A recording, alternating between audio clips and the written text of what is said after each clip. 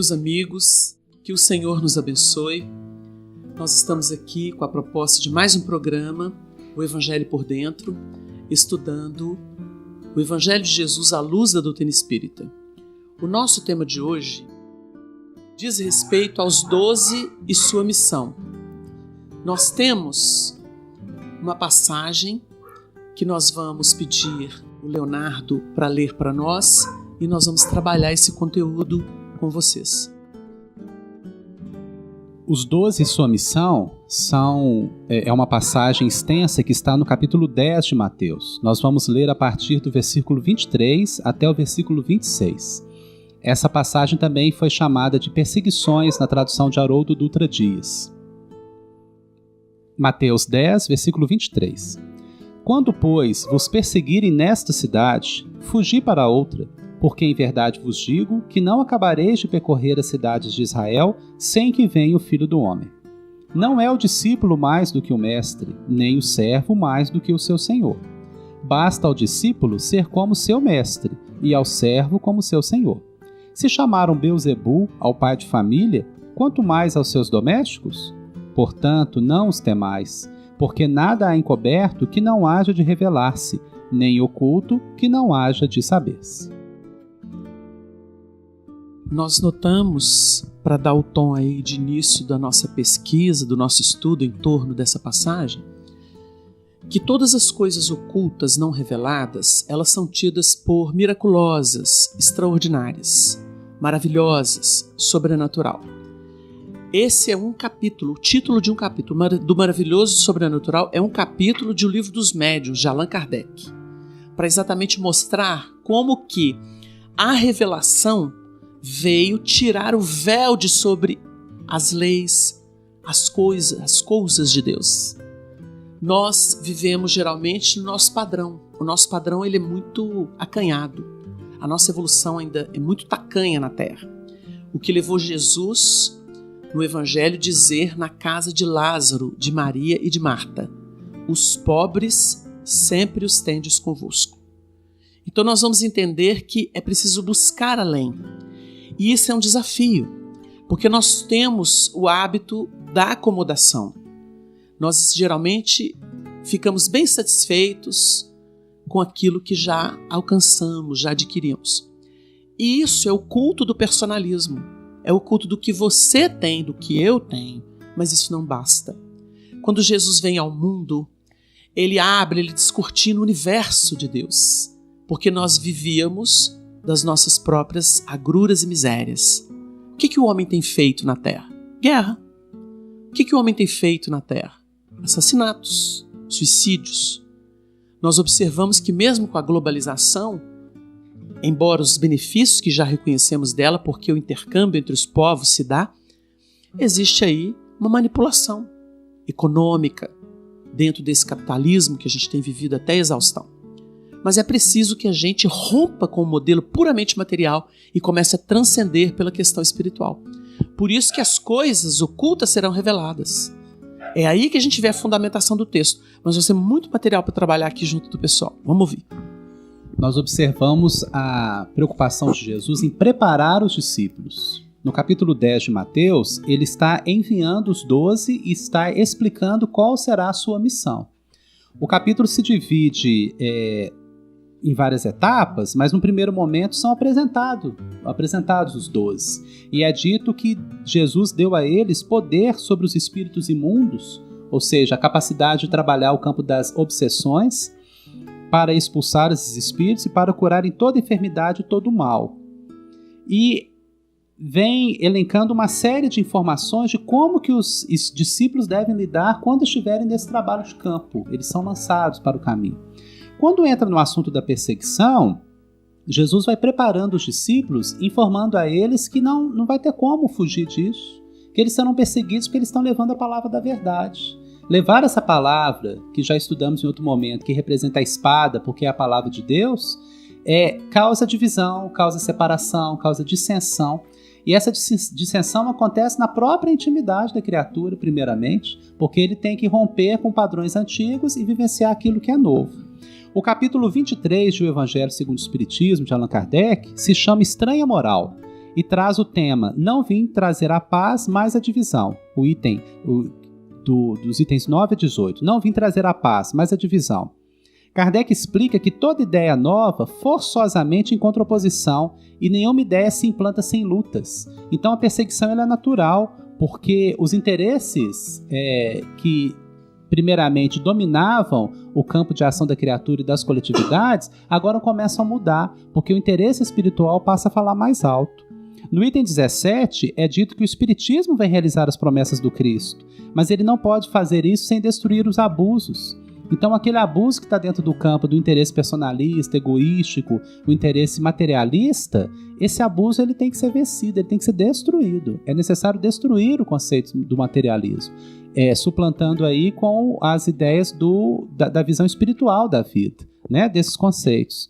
Então, as palavras de Jesus no item 18 do capítulo 23 se referem às cóleras que a doutrina provocaria, os conflitos que vão levantar na intimidade da criatura, junto àqueles que estão próximos e junto a todos que estão ouvindo, né? Você remontou a um assunto muito importante, que é destruir o materialismo. E nós notamos que as dificuldades da vida, os desafios que nos chegam no plano da evolução, através das reencarnações, objetiva exatamente a destruição das cascas, a retirada das capas que nós geralmente construímos no momento em que ela se torna útil, né? Nós temos um texto do Evangelho que dá uma aula sobre isso, quando Jesus diz assim: aprendestes que foi dito aos antigos, amareis o vosso próximo e odiareis os vossos inimigos. Jesus definiu o quê? Que no passado a gente teve que se juntar com os afins para sobreviver. Era mecanismo de defesa, de sobrevivência. Mas o que ele diz em seguida? Eu, porém, vos digo: amai os vossos inimigos, bendizei os que vos maldizem, orai pelos que vos perseguem e caluniam. E vai justificar isso mostrando: a fim de serdes filhos de vosso Pai, que faz brilhar o sol sobre todos, faz cair a chuva. Aí tem todo um processo. Mas o que a gente está querendo salientar? A gente tem muito medo de adversidade e dificuldade, mas a dificuldade é que nos aprimora. Ela não é um mal, ela é um bem. Por isso Jesus falou assim: não resistais ao mal. E aí começa o processo de iniciação dos discípulos. Não é discípulo se ele tem apego a pai, mãe, retaguarda, porque pai e mãe é retaguarda, né? Retaguarda, não estamos dizendo do pai e da mãe físicos. Ele está dizendo das razões e sentimentos que nos geraram. O passado é o passado, o importante é o futuro. Eles nos projetam para o futuro, então nós começamos a pensar e desmistificar isso. Essa é a destruição. O materialismo é quando cada um de nós se fecha num circuito. Isso é materialismo. Porque a matéria em si, ela não é rígida. A gente está estudando aí que é energia, ela é dinâmica, mas a gente cristaliza a matéria. Nós é que criamos o materialismo. Nós é que geramos isso. Então, a proposta é: desarticula isso, né? É interessante porque quando a gente aborda a respeito dessa mudança, dessa transformação, fazendo com que os valores do espírito eles possam preponderar na nossa vida, na nossa existência, e as experiências do plano material, o materialismo, né, que realmente cria todo um campo de trabalho, possa ser devidamente superado e alcançando essa dinâmica nova de vida, o processo da revelação ele está presente com muita intensidade, como a culminância do texto apresenta para a gente, né? Não há nada encoberto que um dia não seja revelado, ou escondido que não seja conhecido. E é importante que essa percepção, essa abertura se dê para até mesmo que o trabalho ocorra com maior profundidade. E vamos perceber no processo da revelação duas linhas de acontecimento. Uma se dando naquela movimentação que os recursos chegam de fora para dentro, e vamos perceber três revelações: Moisés, Jesus e a própria doutrina espírita, trazendo orientações fecundas para nós, revelando para a gente lei divina, lei do Criador, que realmente até então não conhecíamos com tanta amplitude, com tanta profundidade. Mas em cima desse movimento que se dá através de almas abnegadas, missionários que vêm, trabalhando de uma forma direta, por exemplo, Moisés vem e traz os 10 mandamentos ali, posteriormente vem os profetas no sentido de nos auxiliar a compreender com maior profundidade, até mesmo vivenciar os princípios. É importante que o movimento ocorra de dentro para fora, porque chega, toca, sensibiliza o nosso mundo íntimo, e a partir daí tem que haver toda uma elaboração íntima para que, entendendo o mecanismo da vida, da existência, as leis superiores, a gente possa fazer de modo consciente um trabalho em que os valores espirituais prevaleçam os acontecimentos da vida e da existência. Porque há um convite constante, né? Porque os valores materiais, as riquezas, o que toca os nossos sentidos mais grosseiros, realmente muitas vezes tem uma tendência e tem um poder muito grande de persuasão. E é importante que a gente consiga, na própria luta, nos próprios embates que estão sendo valorizados aqui, são importantes, fazer o trabalho de transposição. O convite é para que a paixão se expresse em função da riqueza, por exemplo. Mas não, eu sou espírito mortal. Eu tenho que trabalhar de forma que os valores do espírito prevaleçam. Então a riqueza está aqui, a pessoa tem um dom de trabalhar com ela, mas vamos fazer que ela gere recursos para outras pessoas, para outras criaturas, promovendo bem-estar, promovendo equilíbrio e segurança para aqueles que ainda necessitam desses valores. Então a luta é muito grande, né? Muito intensa, mas ela é fecunda se passamos a entender e trabalharmos com as revelações que chegam, né? Porque não há nada que esteja encoberto que não seja revelado. E vamos perceber que nesse movimento, valores, princípios que nós trazemos como fundamentais para a nossa vida, realmente eles não são tão seguros assim não. Eles trazem um certo conforto, trazem uma certa dinâmica, mas ainda está restrito ao movimento da nossa vida, da nossa existência. Então são pontos que a gente traz para poder abrir aí a nossa percepção do que os versículos nos apresentam nessa passagem. Quando Jesus introduz para os discípulos o tema da perseguição, ele os consola e os orienta dizendo, não os temais. Então nós chegamos no tema do temor, do medo, do receio, né? Na questão 961 de O Livro dos Espíritos, tem uma pergunta bem interessante sobre o assunto. Qual o sentimento que domina a maioria dos homens no momento da morte? A dúvida, o temor ou a esperança? E a resposta: a dúvida nos céticos empedernidos, o temor dos culpados, a esperança nos homens de bem. É como se Jesus estivesse dizendo, vocês podem ir de coração aberto, vão de mente aberta e se dediquem a fazer o que eu estou mandando, que é a proposta da missão dos discípulos, né? O tema do temor, ele é trabalhado por Kardec dentro do conceito de lei de conservação. A criatura, na sua evolução, nos seus patamares iniciais de desenvolvimento, aprende a ter temor porque precisa se conservar. O egoísmo surge assim, a noção de temor, a noção de respeito àquilo que é maior do que eu, mas eu não entendo, não compreendo. Só que, a partir do momento que a criatura vai se desenvolvendo, esse temor vai se transformando, né? E iniciando aí o germe da própria fé, né? Na questão da compreensão, porque essa fé vai desaguar depois na situação da fé raciocinada, em que há uma compreensão, há um detalhamento daquilo que me cerca e eu consigo me entender dentro do patamar em que eu estou. O assunto é tão amplo que Paulo, na verdade é João, a primeira epístola de João, no seu capítulo 4, versículo 18, diz o seguinte: o perfeito amor lança fora o temor. O perfeito amor lança fora o temor. E o assunto é estudado por Emmanuel no capítulo 4 de Palavras de Vida Eterna, que se chama Amor e Temor. Então ele está dizendo que a criatura que consegue manifestar esse perfeito amor, ou começar a se vincular a essa proposta, talvez incipiente, mas já se dedicando a isso, ela consegue compreender os caminhos infinitos da evolução e do aprimoramento das almas, entendendo as circunstâncias, entendendo os processos, percebendo o que está acontecendo consigo mesmo. Porque se eu não entender isso, eu caio no campo do temor, do medo, do receio. E como é dito na 961, que o temor vai estar junto àqueles que têm a culpa, aí eu paraliso pelos movimentos da culpa. O temor e até o sentimento de culpa que leva ao remorso, mas que leva depois ao arrependimento, são processos positivos, processos evolutivos de caminhada, de crescimento, né? Sobre essa questão de abertura que é proposta, que não tenhais temor, nós notamos que os grandes dramas da vida se dão em razão da incapacidade do indivíduo de se abrir para o universo. São as chamadas resistências.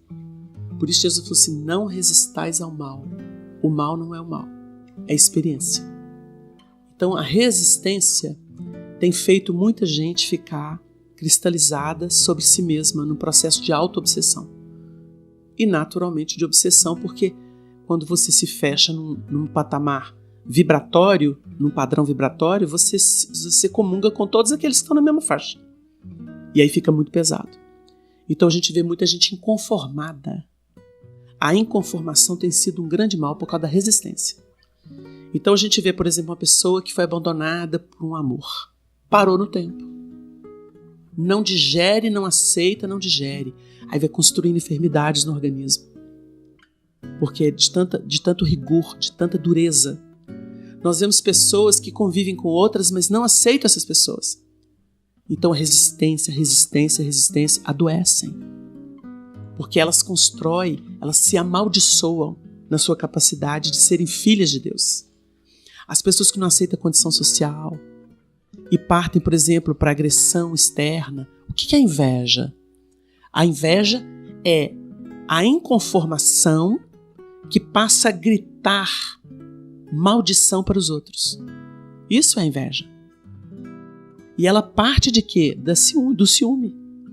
Kardec trabalha no capítulo 5 do Evangelho segundo o Espiritismo sobre o ciúme e a inveja, que são chagas horrorosas no campo íntimo das criaturas. Às vezes a gente nota, por exemplo, o elemento está aí prestando serviço e a gente percebe que mesmo os correligionários passam a ser os grandes adversários. Jesus ensinou e teve no seu colégio discipular o traidor. Porque na verdade ele se equivoca e acha que ele é maior do que o mestre para julgar as coisas. A nossa presunção faz isso, mas ela começa do ciúme, da competição, e aí vem a inveja, aí eclipsou todo o processo. A gente vê isso às vezes na casa espírita. Os elementos estão ali voluntariamente prestando serviço e de repente você vê um dando pancada no outro porque essa tarefa é minha. E pisa. E a pessoa chega e fala assim, não vem não, porque isso aqui já é meu, isso aqui é meu, ninguém pega. Eu falei assim, peraí, não é uma colmeia? A proposta não é exatamente comunhão? Como é que cristalizou o pensamento dessa forma? Então o problema, o chamado movimento espírita, ele é cheio de problemas. Por quê? Porque são os homens com seus processos egóicos. Né? Quando alguém assume a liderança de uma casa, de uma tarefa, de uma aliança, de um conselho, de uma instituição, e vira dono, cristalizou. Aí não há verdade, aí é mentira, aí é o diabo. Como a gente vai ver no capítulo 8 de João, versículo 44. Vós tendes por pai ao diabo. Ele foi homicida desde o princípio.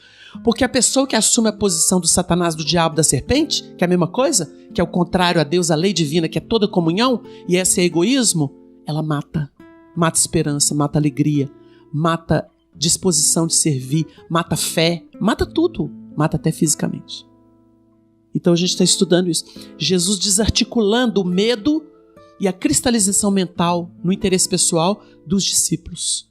É um texto muito valoroso, porque tudo vai ser descoberto. A mentira cristalizada vai ser desarticulada. A verdade vai vir à tona. Por isso que as pessoas geralmente sofrem. Tem enfermidades, tem processos de alienação mental, tem processo de obsessão, que é a alienação mental. E a gente vai vendo, estudando isso. A gente olha para uma sociedade como o Brasil vivendo esse momento difícil, de guetos, né? Um contra o outro, de ódios fomentados pela mídia, pelas pessoas e até pelos espíritos, que é uma vergonha. Porque se o sal não saga, se a luz não acende, é mentira pura, é Satanás. E nós temos que dizer a verdade. Nós estamos vivendo um momento em que a gente tinha que ser caridoso e entender que o mal tem o seu papel. Tira o obsessor da vida da gente para ver o que a gente vira. Nada. Tira a bactéria, o vírus, que equilibra o nosso binômio saúde e enfermidade. A gente não conhece a gente mesmo. Não podemos tirar a treva. Ela tem o seu papel. Nós temos que fazer luz. Essa é a proposição. Então tem muito material para a gente estudar dentro disso. Quando se estuda que o que está encoberto vai ser revelado e o que está oculto se saberá, saber-se-á, traz uma noção de consolo, de esperança muito grande. Não há nada que seja revelado que não seja encoberto será revelado. Só que até que atinjamos esse patamar, nós passamos pelaquela fase em que não queremos ver e nem ouvir. Então Jesus trabalha o assunto, né? Há aqueles que não têm olhos de ver e ouvidos de ouvir. é necessário estar capacitado ou preparado para dar conta de ouvir aquilo que está sendo dito. Em João, no capítulo 12, Jesus novamente traz um tema do Antigo Testamento, quando ele fala do profeta Isaías, dizendo assim, que quem criou na nossa pregação? A quem foi revelado o braço do Senhor? Porque cegou-lhes os olhos, endureceu-lhes o coração, a fim de que não vejam com os olhos e compreendam no coração, e se convertam e eu os cure. Então aquela situação em que está sendo revelado, mas eu não estou vendo. Está sendo descoberto, mas eu não estou dando atenção. Está sendo dito, mas eu não escuto. O que está acontecendo na intimidade da criatura que ela não permite acessar aquilo que já está sendo revelado? Porque tem dois patamares aqui. Um é da revelação. O outro, a revelação é aquilo que está encoberto. Então, no livro O Evangelho por Dentro, recém-lançado pelo Wagner, da autoria do espírito Honório Abreu, ele faz uma distinção entre aquilo que está encoberto. O que está encoberto merece revelação. O que está oculto merece ser sabido. Dentro da leitura, eu entendi da seguinte forma, que a revelação daquilo que está encoberto é tirar o véu daquilo que é real, daquilo que já existe, mas que eu não tenho acesso ainda. Então, patamares evolutivos vão sendo atingidos e eu tenho revelação sobre aquilo. Agora, o que está oculto pode estar dentro desse campo do que o Wagner trouxe, daquilo que é a falsidade ideológica, que é a ignorância, é aquilo que está atrasando a marcha do progresso, aquilo que é a construção de inferioridade, de patamar ainda que eu já poderia estar vencendo e não venci ainda. Então aquilo vai ser exposto, aquilo vai ser sabido, né? A evolução, ela se processa em dois mundos. O espírito André Luiz fala através da mediunidade ímpar de Francisco Cândido Xavier. Evolução se processa em dois mundos. É o título de um livro, de uma obra maravilhosa dele. Por quê? Eu tenho todo o patamar evolutivo onde eu me encontro, aquilo que eu vou construindo e fundamentando com as minhas experiências, mas tem que vir do alto. Se não vier do alto, eu não caminho, né? E o Honório trabalha isso no estudo dele, em que ele diz o seguinte: toda a construção evolutiva, desde o início até o ponto que nos encontramos, é para trabalhar a máquina, trabalhar o equipamento, trabalhar a aparelhagem, que é o quê? O campo mental. Então o princípio inteligente vai se desenvolvendo, entra na faixa humana, trabalhamos da faixa humana até o momento em que nos encontramos e agora apresentamos um campo mental aberto e receptivo a receber revelação mais aprimorada, mais elevada. Dá até um sentimento assim, nossa, parece que a evolução está começando a partir de agora. Porque agora eu começo a assumir um aparelho adequado, um campo mental assim tão bem disposto que o que vem daqui para frente a gente nem imagina, de evolução para todos nós, graças a Deus. Você está definindo o que é o início da regeneração. A regeneração é o despertamento mental, na sua dinâmica. A implementação foi até expiação e prova.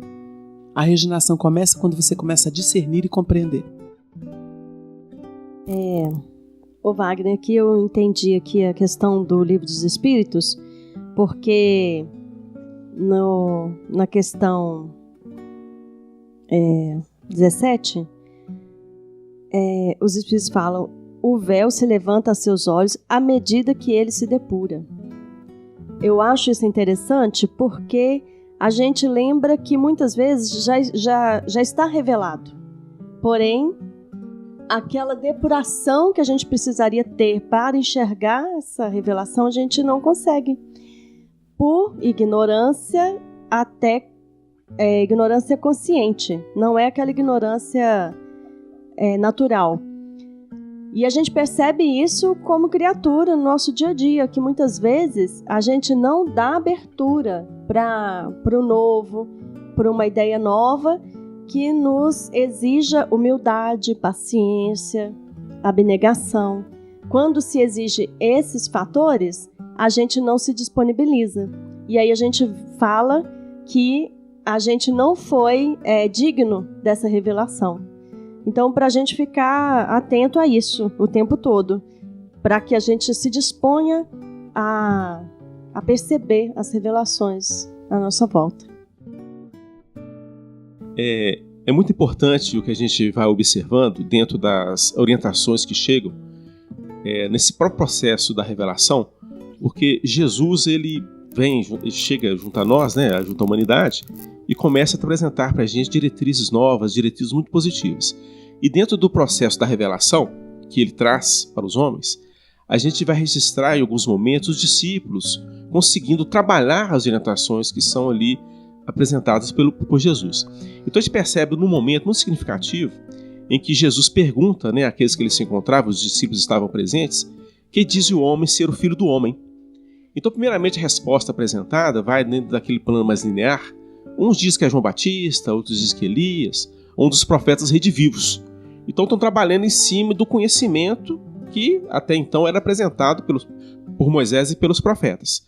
Aí Jesus então vira para os discípulos que estavam ali comungando ele e vós, quem dizeis que eu sou? Aí nesse momento, nesse instante, nós vamos observar Pedro se apresentando, e era um dos mais velhos, isso é muito significativo, representando o acúmulo de experiências através de muitas existências. Ele apresenta uma resposta muito positiva. Tu és o Cristo, o Filho de Deus vivo. Aí Jesus, dentro da sequência, fala para ele, bem-aventurado é tu, Simão Bar-Jonas, porque não foi nem a carne nem o sangue quem te o revelou, mas meu Pai que está nos céus. Então a gente vai depender desse processo, que naquele instante Pedro, ele consegue sair daquela movimentação mais linear, do conhecimento que é buscado por nós nos livros, na orientação daqueles que estão adiante da gente, e consegue pegar no processo de revelação todo o trabalho que Jesus vem realizar junto aos homens, mostrando o que? Uma dinâmica diferenciada. A partir do esforço, a partir das percepções, o conhecimento adquirido, que está implantado na própria consciência, a lei divina, ele consegue conjugar tudo isso e buscar na fonte, buscar no plano espiritual mais elevado. Aí Jesus, na dinâmica, vai falar mais à frente o seguinte, o que ligares na terra será ligado no céu. O que desligares na terra será desligado no céu, mostrando que, com a abertura que Pedro nos apresenta, que nós estamos de alguma forma buscando, a dinâmica de vida vai se dar no outro contexto. Porque vamos trabalhar positivamente para que os valores espirituais sejam devidamente conquistados por nós. E aqueles pontos que nós estamos percebendo que não são devidamente positivos possam ser desativados, estabelecendo na consciência desperta aquelas diretrizes positivas, equilibradas para a nossa vida, para a nossa existência. Então a gente vai observando, já nessas experiências dos discípulos junto a Jesus, as aberturas que se dão no campo dessa revelação. Mas é importante que haja uma correspondência, haja aberturas no mundo íntimo do ser da criatura para que o processo ele possa se dar, ele possa ocorrer. Pedro sai daquele movimento mais terra a terra, vamos dizer assim, das experiências que são importantes e necessárias e consegue, numa abertura espiritual, vamos falar até mesmo mediunidade, num processo mediúnico, captar das regiões mais elevadas e trazendo para a dinâmica da vida. O tema da perseguição também é preciso trabalhar com o conceito de consolo, porque aquele que está perseguindo, ele vai ser perseguido no futuro. E o exemplo claro disso é a existência de Paulo, a vida de Paulo, né? Em que ele perseguia, mas quando ele teve a revelação ou teve o acesso àquilo que o Cristo trazia, quando ele cai na estrada de Damasco, ele se torna, então, um discípulo e se capacita para ser apóstolo mais à frente. E aí ele passa a ser perseguido. Então, como se Jesus dissesse assim, não temam, porque vai ser revelado, vai ser sabido aquilo que precisa ser sabido. E aqueles que hoje estão perseguindo porque não entendem ou porque não conseguiram ainda assimilar a sutileza do ensinamento, eles próprios vão se transformar. Porque o que fizemos nós no passado, né? Onde estávamos nós na sequência das nossas experiências, das nossas vivências em outros momentos? Porque hoje estamos aqui nesse esforço fraterno, produtivo, procurando a compreensão dos textos e procurando a vivência do Evangelho. Mas podemos ter perseguido no passado. Agora, o tema da perseguição no campo íntimo ele é muito interessante, porque duas instâncias da minha intimidade podem estar perseguindo uma a outra, né?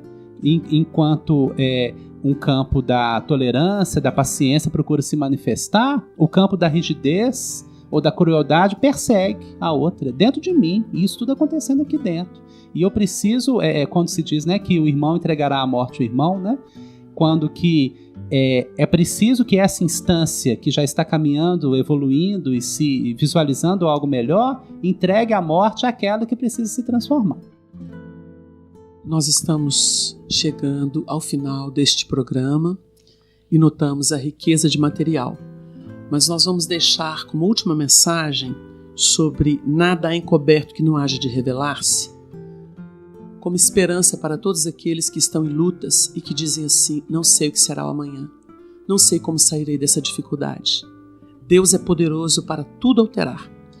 E para aqueles que muitas vezes perdem pessoas amadas, vivem situações difíceis e que tudo parece tão escuro, sem respostas, nada há oculto que não haja de saber-se ou revelar-se.